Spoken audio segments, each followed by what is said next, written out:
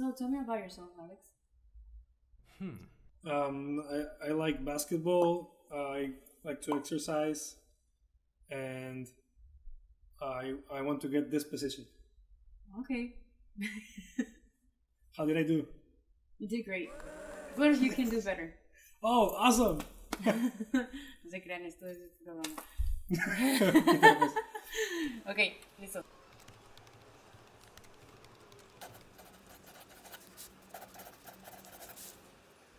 I've had experiences where I did it a year ago and I forgot it. Like, I have to go over and look at my notes of things I did. So definitely go over your resume. If they ask you about something and you don't know how to defend it, it might look really bad. It might look like you're lying. How is it?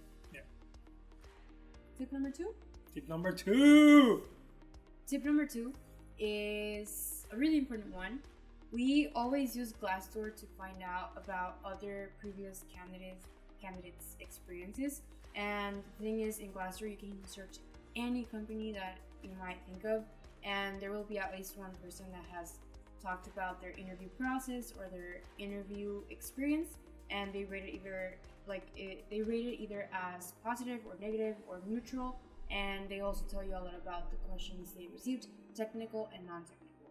So use those so you can get an idea of what things they can ask you, so you can prepare in advance. Yeah, in Glassdoor, if it's not very clear, glassdoor.com, that's the website.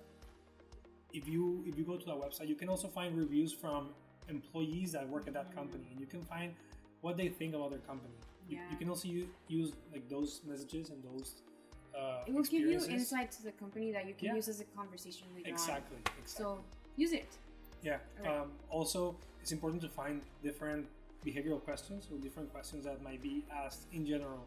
We're going to post a few resources in the description so you can find many of these questions. Mm-hmm. Okay, tip number 3. Mock interviews. All right, so mock interviews are very important because it doesn't matter how much you practice on your own. When you practice with someone, it will come out differently. So mock interviews, ask your friends to give you a mock interview. Ask your mom. Your mentors. Yeah, your mentors. Your buddies, your classmates. Yeah. Anyone can give you a mock interview. Yeah, anyone you know. And it's just a matter of talking out loud. You can even do it in the mirror. That also helps. Mm-hmm. But the thing is that you have to practice talking out loud. Yes. Also, it's really awesome to get mock interviews because you get feedback, right? Sometimes you don't notice, but like we all have things that we do when we're nervous. It might be like shaking our feet. It might be like shaking our hand. It might be like we're touching our ear or something. And you can get this feedback. It's also really recommended that you can film yourself and then see it later on so that you see what things you're not doing correctly.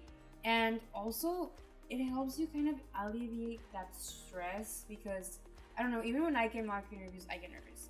So it kind of helps you learn how you're going to feel a little bit. So definitely recommend this so much. Google questions, give them those questions. 30-minute interview. It doesn't have to be an hour, it can be 30-minute interview. Also, if it's something for a more technical aspect, look for someone or find someone in your school that has done these interviews before and ask them if they can give you a similar interview for technical questions. Yeah. Right? So don't forget, technical questions are really, really important.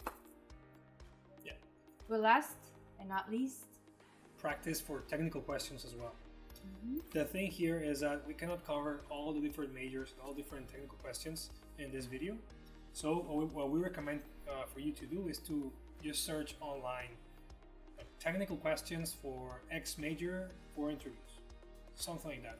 So try to do your best, and as we mentioned in the previous tip, try to ask people in your major that may be seniors or that may have already have some internship experience. Like ask them, okay, like what questions do you think I could have, like technically?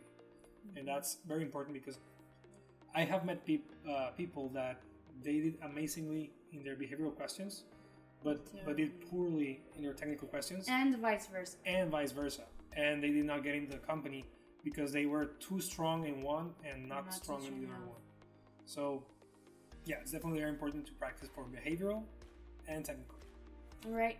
So these were all the advice we have so far. We have more, but we'll cover it when we talk about how the interview goes, okay? Let us know if you enjoyed this video. Please share it with people you think might need it. We really enjoyed making this video, so subscribe and share it. Yeah. We will see you next week then. See everyone. Bye.